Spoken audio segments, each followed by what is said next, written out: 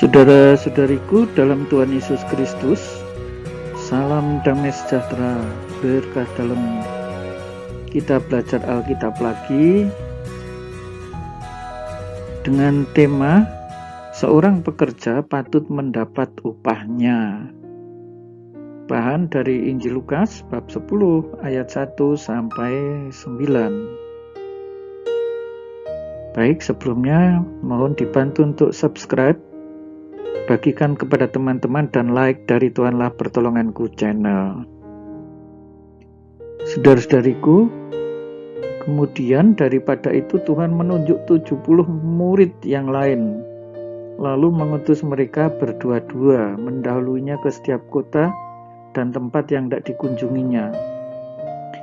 Jadi di sini sebelum Yesus mengunjungi kota-kota, Yesus telah mengirimkan murid-muridnya terlebih dahulu, ya, semacam untuk persiapan, ya, dalam rangka kunjungan ke kota-kota itu. Dan yang diutus tidak tanggung-tanggung, 70 murid. Itu berarti selain ke-12 rasul, Yesus sudah mempunyai begitu banyak murid untuk saat ini. Jadi lebih dari sekedar 12, karena kiranya murid Yesus sudah mulai banyak, ya, tuean sudah mulai banyak, dan mereka diutus berdua-dua. Mengapa berdua-dua? Ya, kita akan melihat, ya, bahwa dengan diutus berdua-dua, orang mempunyai teman, ya, orang lebih percaya diri di dalam perutusan itu. Juga kalau satu ada yang mulai tersesat, yang satu bisa mengingatkan. Intinya mereka akan memberikan satu sama lain dukungan di dalam perutusan itu. Kata Yesus kepada mereka, tuean memang banyak tetapi pekerja sedikit. Nah, saudara-saudari, di dalam kehidupan saat ini memang, ya, begitu banyak tuean, ya, tetapi pekerja sedikit. Terlebih-lebih kalau kita kaitkan dengan panggilan untuk menjadi imam, bruder, dan suster. Semakin sedikit saja orang muda yang menanggapi, ya, meskipun mungkin dari persentase, ya, tidak menurun, ya, karena jumlah anak-anak di dalam keluarga pada masa kini memang lebih sedikit dibanding dulu, ya, tetapi ini tetap saja menimbulkan suatu keprihatinan, ya. Maka ayolah, ya, Bapak Ibu yang mempunyai putra putri masih muda, relakanlah, ya, kalau Bapak Ibu ingin agar perutusan ini terpenuhi dengan pekerja pewarta Kristus, pekerja pewarta kerajaan Allah, ya, pekerja pewarta Injil. Begitu banyaknya tuean, tetapi kalau kurang pekerja, lalu apa artinya? Ya, karena itu mintalah kepada Tuhan yang punya tuean supaya Ia mengirimkan pekerja-pekerja untuk tuean itu. Nah, tetapi minta kepada Tuhan yang punya tuean, permintaan ini harus jujur, ya. Seringkali kan yang terjadi di dalam kehidupan itu seperti ini, ya. Bapak Ibu dengan rajin mendoakan, kami berdoa untuk para orang muda supaya mau menjadi imam, mau menjadi romo, mau menjadi suster. Ya Tuhan, kirimkan pekerja-pekerja itu, tetapi tolonglah jangan anak saya, ya Tuhan. Nah, ini kan doa yang kurang jujur, ya. Kalau Bapak Ibu berdoa, ya, siapapun yang mau dipilih, entah itu syukur malah anaknya sendiri, ya, atau dari keluarga lain juga tidak menjadi masalah. Ini semuanya pekerjaan yang baik kok, ya, bukan pekerjaan hina, ya. Dan jangan khawatir, ya, anak Bapak Ibu kalau menjadi imam, bruder, suster, mereka akan tetap menjadi pengikat yang kuat di dalam keluarga, ya. Dan hidup mereka juga tidak akan berkekurangan, ya. Tuean memang banyak tapi pekerja sedikit. Ayo Bapak Ibu memohon kepada Tuhan. Nah, memang perutusan ini terdengar sangat mengerikan. Aku mengutus kamu seperti anak domba ke tengah-tengah serigala. Ya, bayangkan, ini perutusan yang luar biasa sulit, ya, tetapi bukan sesuatu yang menakutkan. Ya, karena apa? Ya, bersama Yesus masalahnya. Ya, sehingga ketika perutusan itu berat, perutusan itu begitu sulit, bersama Yesus banyak kok yang bisa menyelesaikan perutusan itu. Ya, maka boleh dikatakan ya, jangan khawatir, ya, ada Yesus ya di sana.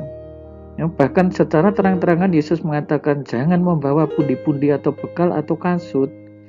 Mengapa demikian? Ya supaya mereka itu mengandalkan Yesus, jangan mengandalkan bekal, ya, jangan mengandalkan harta duniawi ini. Apakah harta duniawi ini tidak diperlukan? Ya diperlukan, ya, tetapi ketika ini menjadi andalan payah. Maka andalannya harus Yesus sendiri. Jangan memberi salam, ini juga aneh. Namun Yesus tentu saja tidak bermaksud supaya kita tidak ramah kepada orang lain. Nah, justru disinilah ya, perutusan itu harus fokus, berjalan ke depan.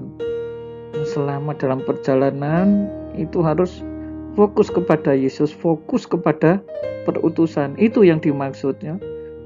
Bukannya memberi salam kepada orang saja enggak boleh ya, tetapi ayolah kita fokus di dalam perutusan, ikut Yesus terus di dalam karya perutusan terus.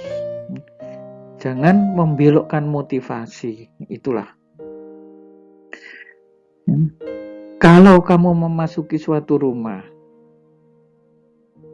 katakan lebih dahulu damai sejahtera bagi rumah ini. Kita harus mengatakan, ya tadi tidak boleh memberi salam ya, tetapi nyatanya ini boleh kan memberi salam damai sejahtera.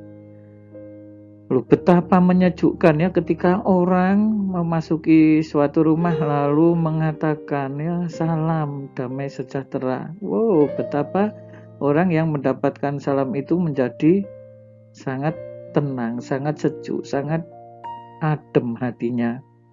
Kalau ada orang yang layak menerima damai sejahtera, maka salammu itu akan tinggal di atasnya. Siapa yang tidak layak? Ya mereka yang menolak salam damai sejahtera ini. Apakah ada? Ada.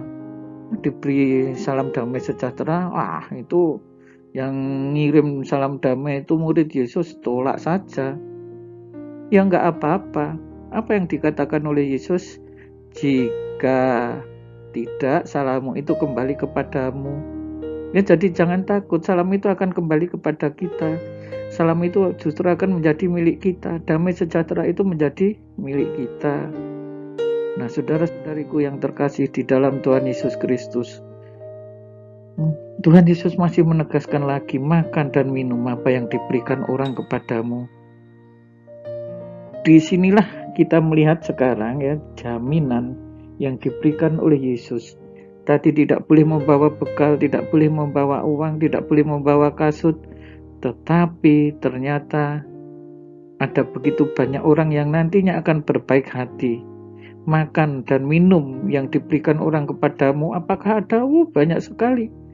Ya, orang akan memberi makan, orang akan memberi minum, orang akan memberi jaminan kehidupan.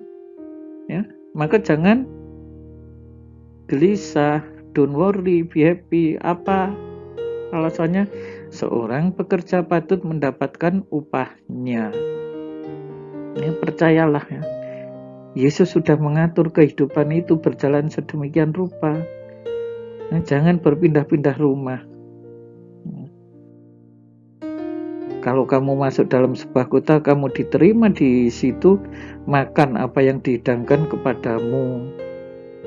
Ya, ini kan masuk ke dalam sebuah kota dan diterima, lagi-lagi di sini makan apa yang dihidangkan. Jadi beberapa kali kan Tuhan Yesus mengatakan ya, soal makan ini janganlah menjadi kekhawatiran.